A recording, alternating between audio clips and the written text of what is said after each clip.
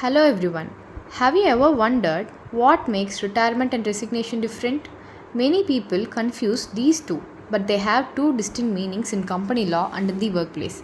So, in this video, we'll break it down in a simple and easy way so that you can understand when and how employees or directors step away from their roles. So, now let's see what is retirement.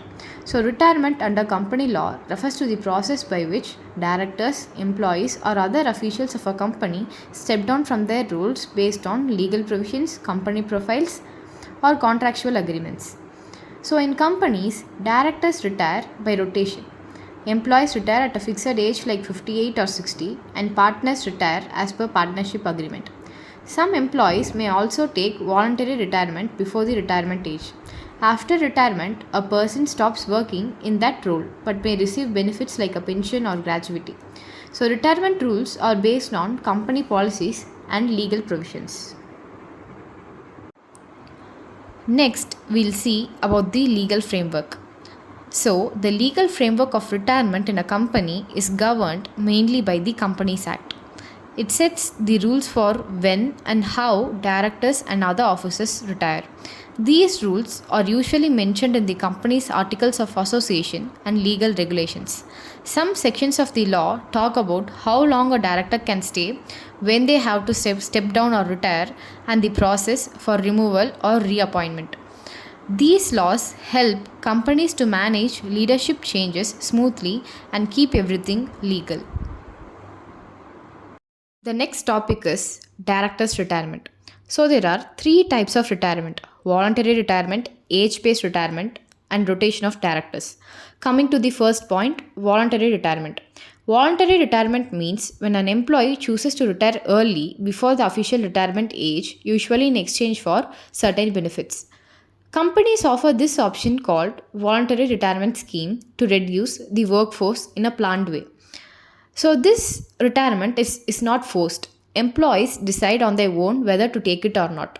In return, they may get compensation, pensions, or other benefits. So, this is common in companies that need to cut costs or restructure.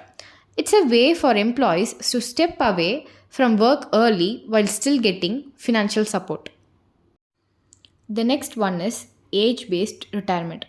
Age based retirement means a person has to retire after reaching a certain age as set by company rules or government laws. For example, in many companies, employees retire at 58 or 60 years old, while some directors may have a different retirement age based on the company's policies. So, this rule ensures that new people get opportunities and the company maintains a fresh leadership team. After retirement, employees may receive pensions, gratuity, or other benefits depending upon company policy. So, it's a standard practice in both private and government jobs to ensure a smooth transition and proper workforce planning. The last one is rotation of directors. Rotation of directors under retirement means that in a public company, not all directors stay in their position forever. Instead, as per the Companies Act, at least one third of the directors must retire every year, but they can be reappointed if the shareholders agree. This system keeps the board fresh with new ideas while also allowing experienced directors to continue if needed. It ensures good corporate governance and prevents the same people from holding power for too long. This process is usually mentioned in the company's articles of association and helps in smooth leadership transitions. So, the next one is procedure for retirement.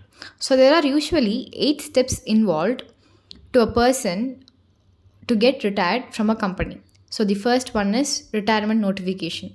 The retiring employee must formally submit a retirement notice to the HR department and the management.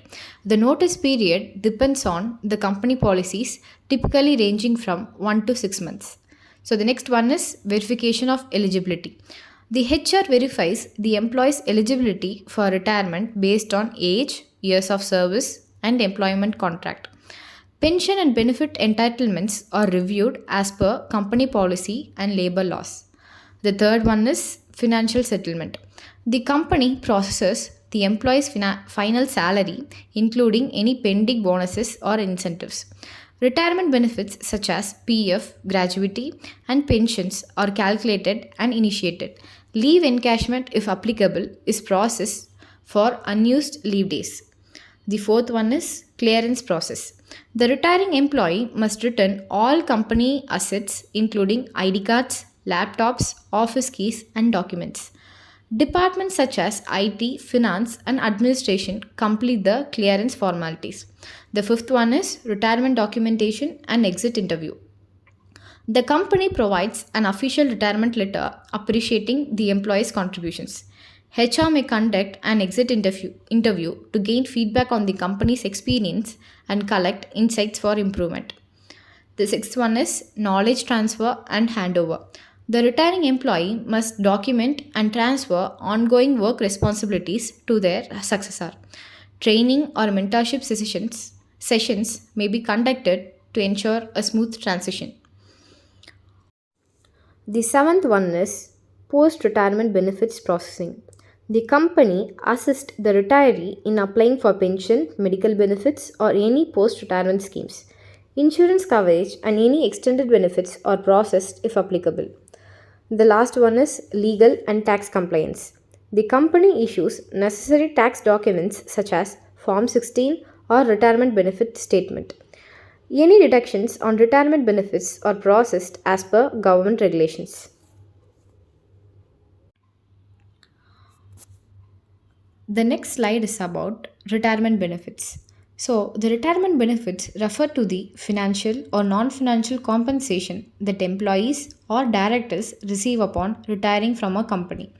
These benefits are designed to provide financial security and well being after retirement. So let's see what are all the benefits. So the first one is pension plans. A pension is a regular payment made to a retired employee based on their salary and years of service. So there are two types of pension plans, defined benefit plan and defined contribution plan. So the defined benefits plan says about the company guarantees a fixed pension amount. So the defined contribution plan explains the employee or employer contribute to a retirement fund. The next one is gratuity. A lump sum amount paid to employees upon retirement based on years of service, governed by the Payment of Gratuity Act 1972 or similar regulations in other countries. The third one is Provident Fund. Employees contribute a percentage of their salary and employers match this contribution.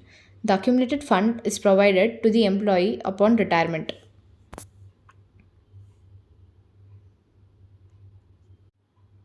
The last one is leave encashment. Employees can encash unused paid leave upon retirement. This amount is often tax free up to a certain limit. So, now let's see about the importance of retirement. It ensures financial security after retirement, encourages employee loyalty and long term commitment, helps maintain a stable post retirement lifestyle, and it also complies with legal and regulatory requirements. So, for companies, retirement helps in planning the workforce and maintaining a proper balance between experienced leaders and young professionals. It's a natural process that keeps both individuals and organizations moving forward in a healthy and in a structured way. Resignation. Resignation refers to an official act where a director, officer, or employee voluntarily steps down from the position within a company. The process and legal implication depend on the governing laws of the jurisdiction and the company's internal policies. Key aspects of resignation. First, director's resignation. A director can resign by submitting a written notice to the company. The resignation is typically effective from the date mentioned in the notice or upon acceptance. Resignation of an officer. Officers must follow the terms outlined in their employment contracts. A notice period may be required. Companies may need to report key officer resignation to regulatory authorities or shareholders. Third, employee resignation. Employees must provide the required notice as per their contract or labor laws. Certain senior employees may have non-compete or confidentiality obligations. Fourth, resignation due to legal or ethical concerns. If a director resigns due to company misconduct or non-compliance with laws, they may record the reason in writing to protect themselves from future liabilities. Next, company's duties upon resignation. Updating company records and notifying authorities. Holding a board meeting to acknowledge and document the resignation.